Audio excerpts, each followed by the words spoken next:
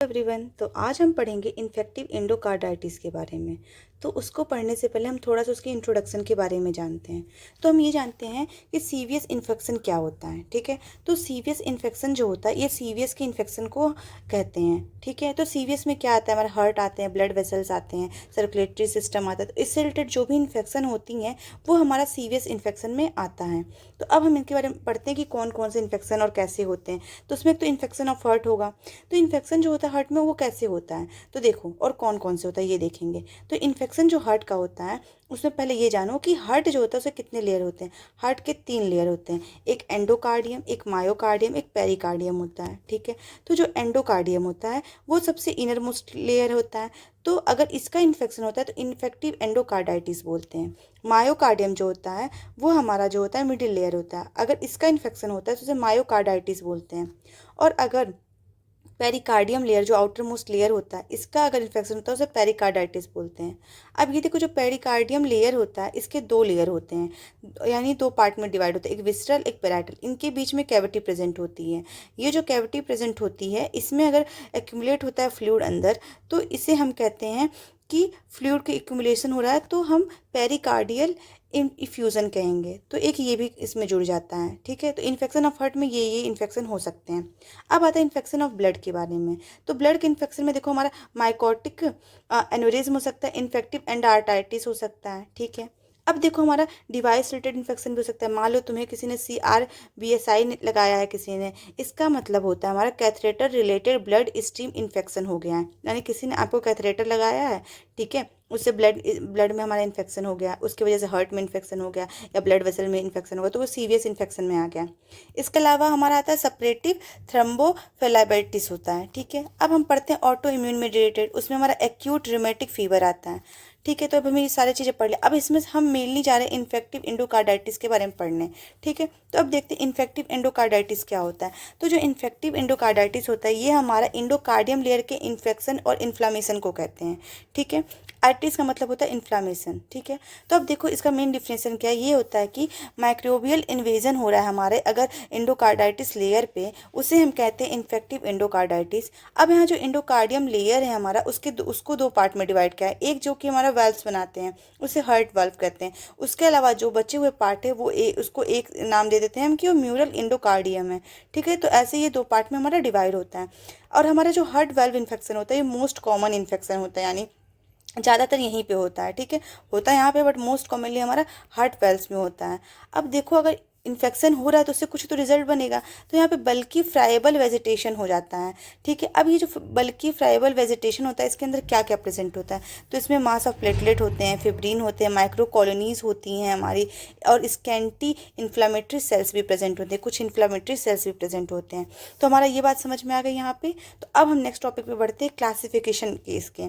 तो अगर हम इन्फेक्टिव एंडोकार्डाइटिस को क्लासीफाई करेंगे तो उसको हम 2 पार्ट में डिवाइड करते हैं। एक तो एक्यूट इन्फेक्टिव एंडोकार्डाइटिस में, एक सब एक्यूट एंडोकार्डाइटिस में करते हैं। ठीक है, तो अब ये जो क्लासिफिकेशन की है वो किसके बेसिस पे की हैं, तो देखो इसको हम उसकी रैपिडिटी जो होती है इवोल्यूशन के उसके बेसिस पे करते हैं, उसकी सीवियरिटी पे करते हैं, और कितना विरुलेंस है और कितना कौन सा बैक्टीरिया है, कितना विरुलेंस और कौन सा बैक्टीरिया कर रहा है, उसके हिसाब से हम इसको करते हैं। ठीक है, तो एक्यूट एंडोकार्डाइटिस और सब एक्यूट एंडोकार्डाइटिस में क्या डिफरेंस है, तो देखो जो एक्यूट एंडोकार्डाइटिस होता है ये इवोल्यूशन इसका जो होता है रैपिड होता है और इसका स्लो होता है।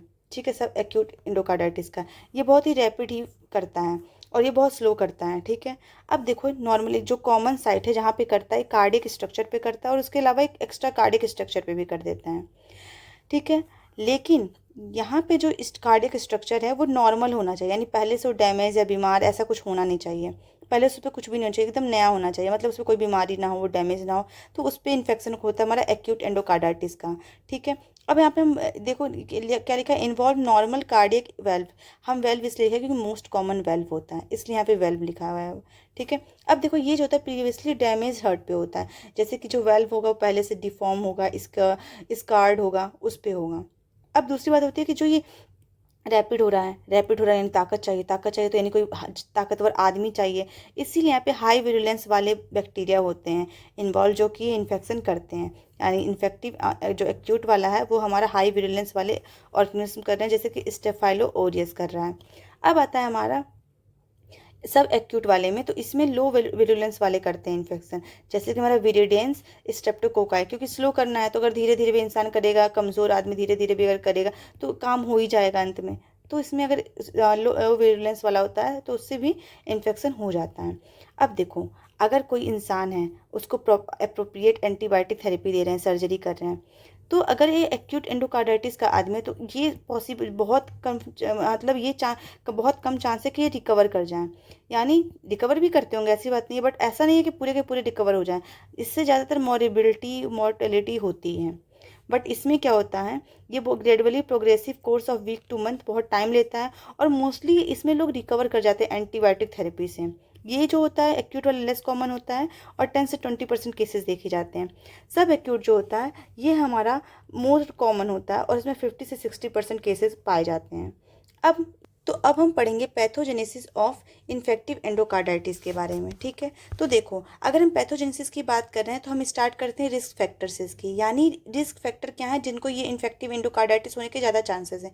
यानी कौन कौन है जिनको ज़्यादा होने के चांसेस हैं, तो उनके होंगे जिनके पास कुछ ना कुछ पहले से बीमारियाँ होंगी। जैसे किसी को अगर कार्डियक डिफेक्ट है तो उसको ज़्यादा चांसेस है कि उसको इन्फेक्टिव एंडोकार्डाइटिस हो जाए। जैसे कि किसी का मिट्रल रिगर्जिटेशन हो गया हो, या फिर ऑर्टिक स्टेनोसिस हो, या ऑर्टिक रिगर्जिटेशन हो, या फिर वेंट्रिकुलर सेप्टल डिफेक्ट हो, ठीक है।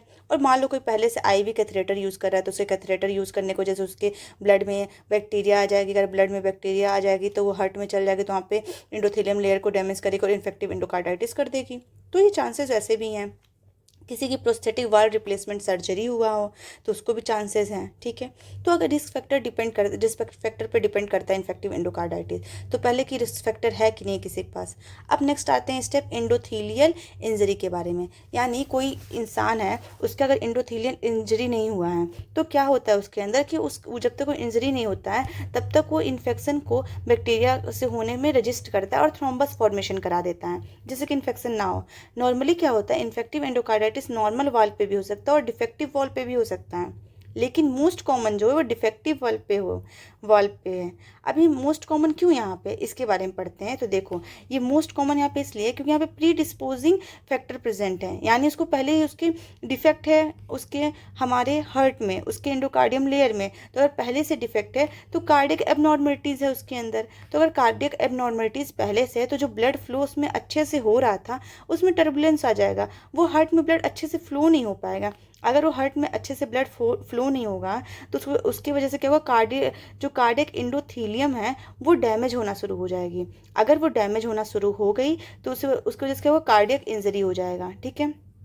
अब अगर कार्डियक इंजरी हो गया तो उसके ऊपर क्या होगा, प्लेटलेट्स और फिब्रिन की डिपोजिशन होने लगेगी। और अगर प्लेटलेट और फिब्रिन की डिपोजिशन होने लगेगी तो अब वहाँ पे एक इंजरी जो था नॉर्मल सा वो बड़ा हो जाएगा। तो इसे हम कहते हैं एंडोकार्डाइटिस, इसे भी बोल सकते हैं। लेकिन यहाँ पे देखो बैक्टीरिया भी नहीं आया है, यानी एंडोथेलियम की इंजरी हुई है उसकी वजह से यहाँ पे एंडोकार्डाइटिस हुआ है, तो हम कहते हैं इसको नॉन बैक्टीरियल थ्रोम्बोटिक एंडोकार्डाइटिस। क्यों?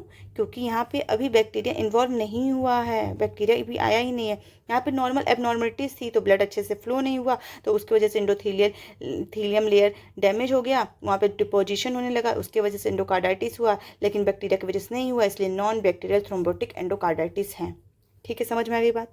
अब अगर यहाँ पे इंजरी हो गई तो अब देखो कॉलोनाइजेशन होगा। यानी जो थ्रोम्बस है वो जो होता है वो जो होता है उस बहुत ही अट्रैक्टिव होता है, जो ब्लड में हमारे घूमते हुए बैक्टीरिया होते हैं उनके लिए। तो ब्लड में घूमने वाले बैक्टीरिया जिसे हम बैक्टीरीमिया कहते हैं वो आएंगे और उससे जाके अटैच हो जाएंगे, उस पर जाके एडहेरेंट हो जाएंगे हमारे थ्रोम्बस पे, ठीक है। तो इसे हम कहते हैं कॉलोनाइजेशन हो जाना। तो कॉलोनी बन गई वहाँ पे, ठीक है। अब कॉलोनी बन गई तो क्या होगा, आफ्टर कॉलोनी बनने के बाद जो एंडोथेलियम की सरफेस होती है वो एक प्रोटेक्टिव लेयर जो होती है हमारा बनाना शुरू कर देती है। अगर प्रोटेक्टिव लेयर बना देगी तो अब तो बेचारे जो अंदर बैक्टीरिया हैं वो तो खुश हो जाएंगे कि अब तो मेरे लिए यहाँ पे प्रोटेक्टिव लेयर है, आराम से मैं रहूँगा, और अपने आप को मल्टीप्लाई करने लगेंगे और मल्टीप्लाई करके अपना नंबर बढ़ाते हैं और प्रोटेक्टिव लेयर के अंदर रहते हैं। तो इन सारे चीज़ को मिला के हम कहते हैं वेजिटेशन, ठीक है, ये समझ में आ गई बात। तो अब देखो हमारा एंडोकार्डाइटिस हो चुका है इंसान को। अगर मान लो यहाँ पे जो हुआ है वो ब्लड के द्वारा दूसरे किसी पार्ट में जाके इन्फेक्शन कर रहा है, तो उसे हम मेटास्टेसिस कहेंगे। तो ये पूरी प्रोसेस समझ में आ गई पैथोजेनेसिस की। पहले क्या होता है, हम देखेंगे किसी इंसान को रिस्क फैक्टर है कि नहीं। किसी के अंदर पहले से रिस्क फैक्टर है तो उसके अंदर ज़्यादा चांसेस है। तो क्या होता है कि पहले हमारा रिस्क फैक्टर होगा, अंडरलाइंग रिस्क फैक्टर कौन कौन से पैथोजेनेसिस में हेल्प करेंगे। फिर हम देखेंगे एंडोथेलियम उसकी इंजरी हो रही है कि नहीं। अगर एंडोथेलियम इंजरी हो गई तो उस पर बाद में बैक्टीरिया आएगी कॉलोनी बनाने के लिए, ठीक है। बैक्टीरिया कॉलोनी बनाई तो उस पर फिर बैक्टीरिया अपना नंबर भी बढ़ाने लगी, तो उससे वेजिटेशन हो गया। अब यहाँ पे अच्छे से ग्रो कर दी, इन्फेक्टिव एंडोकार्डाइटिस हो गया, तो यहाँ से हो सकता है वो ब्लड के द्वारा कहीं और चली जाए और कहीं और इन्फेक्शन करे, तो उसे मेटास्टेसिस बोल देंगे। तो ये समझ में आ गया पैथोजेनेसिस के बारे में। तो अब हम चलते हैं नेक्स्ट टॉपिक पढ़ने के बारे में, aetiological agent of infective endocarditis के बारे में। यानी जो हमारा एंडोकार्डाइटिस हो रहा है वो जो होता है किस पे डिपेंड, क्या कैसे होता है और क्या क्या एजेंट है जो कि करते हैं। तो देखो जो हमारा इन्फेक्टिव एंडोकार्डाइटिस है वो डिपेंड करता है रिस्क फैक्टर क्या है। यानी पहले उसको कोई बीमारी हो सके हो तो ज़्यादा चांस है उसको होने का। जिसके पास बीमारी नहीं हो उसके कंपेयर में हमने पहले ही बात पढ़ ली है, तो इस पर डिपेंड करता है कि नेटिव और प्रोस्थेटिक वल्व हैं कि नहीं, यानी कि बाद में लगाए गए हैं या पहले से उसके जो वल्व प्रेजेंट थे वो हैं कि नहीं। फिर एक्यूट सब एक्यूट इन्फेक्टिव एंडोकार्डाइटिस पता लगाते हैं। अगर मान लो हमारा मतलब हाई विरुलेंस वाला फैक्टर कोई हुआ, या फिर डिपेंड करता है कि अगर मान लो तुम्हारा जो पहले से वहाँ डैमेज ना हो हार्ट में तो एक्यूट वाला होगा, और डैमेज होगा तो सब एक्यूट होगा। आईवी ड्रग दिया गया है कि नहीं उस पर डिपेंड करेगा। इसके अलावा ये डिपेंड करता है कि जो ये हमारा बैक्टीरिया है वो बॉडी के ब्लड स्ट्रीम में कैसे घुसा, एंटर किया कैसे ब्लड स्ट्रीम में, और फिर वहाँ से वो हार्ट पे कैसे गया। तो ये सब मेनली डिपेंड होता है इंटर पे। अगर मान लो वो ओरल कैविटी से इंटर किया तो वहाँ पे विरिडेंस स्ट्रेप्टोकोकाई बैक्टीरिया होगा जिसकी वजह से हुआ होगा। तो इटोलॉजिकल एजेंट में यही आया कि अगर ओरल कैविटी के द्वारा हो रहा है तो विरिडियंस स्ट्रेप्टोकोकाई बैक्टीरिया किया, स्किन के द्वारा हो रहा है तो स्टेफेलोकोकाई किया है, अपर रिस्पिरेटरी ट्रैक्ट से हो रहा है तो हैक ऑर्गेनिज्म किए हैं, जीआईटी से हो रहा है तो स्ट्रेप्टोकोकस गैलोलिंटिकस और एंटेरोकोकाई ने किया है। तो ये एडियोलॉजिकल एजेंट में तो यही मतलब होता है कि इन्फेक्टिव एंडोकार्डाइटिस कौन कौन करा रहा है। तो एक तो रिस्क फैक्टर पर डिपेंड करता है कि उसकी नेटिव है कि प्रोस्थेटिक है, तो उस हिसाब से बैक्टीरिया आएंगे। जैसे एक्यूट है, सब एक्यूट है, अगर एक्यूट हुआ तो इस पर हमारे हाई विरुलेंस वाले आएंगे, और सब एक्यूट हुआ तो हमारे लो विरुलेंस वाले आएंगे। तो वही सब चीज़ें यहाँ पे दी हुई हैं। अब आते हैं हमारे क्लिनिकल मैनिफेस्टेशन के बारे में, यानी हम क्या क्या क्लिनिकली उसमें देखेंगे इंसान में। तो देखो 3 तरह की चीज़ें देखते हैं, एक कार्डियक मैनिफेस्टेशन आता है, एक नॉन कार्डियक मैनिफेस्टेशन आता है, एक लेबोरेटरी मैनिफेस्टेशन आएगा। तो कार्डियक मैनिफेस्टेशन में क्या देखेंगे, कार्डियक मैनिफेस्टेशन में हम ये देखते हैं कि इसमें रिगर्जिटेंट हो जाता है, मरमर की साउंड होती है, ये देखने को मिलता है। नॉन कार्डियक में हम देखते हैं उसको फीवर आएंगे, चिल्स आएंगे, स्वेटिंग होंगी, एनोरेक्सिया हो जाएगा, वेट लॉस होगा, मेल्जिया हो जाएगा। उसके बाद हमारा आर्ट्रियल एम्बोलाई बन जाएगा, स्फेनोमेगली हो जाएगा, क्लबिंग हो जाएगी, पटेकेई हो जाएगी, न्यूरोलॉजिकल प्रॉब्लम्स होगी। पेरिफेरल मैनिफेस्टेशन भी देखने को मिलेगा, जैसे कि हमारे उसमें ऑसिलर नोट्स दिख सकते हैं। ऐसी भी चीज़ें हैं जो हमारी चीज़ें दिखेंगे, और भी चीज़ें, ठीक है। लेबोरेटरी फाइंडिंग में हम क्या देखेंगे कि अनीमिया हो गया, उसके अंदर ल्यूकोसाइटोसिस हो चुका होगा, माइक्रोस्कोपिक हेमेटोरिया हो गया होगा, एलिवेटेड ईएसआर, सीपीआर और रूमेटिक फैक्टर भी देखे जाएंगे। तो ये सब चीज़ें हमें लेबोरेटरी में दिखे जाएंगे। आगे की जो डायग्नोसिस टॉपिक है वो हम नेक्स्ट लेक्चर में पढ़ेंगे। Thank you.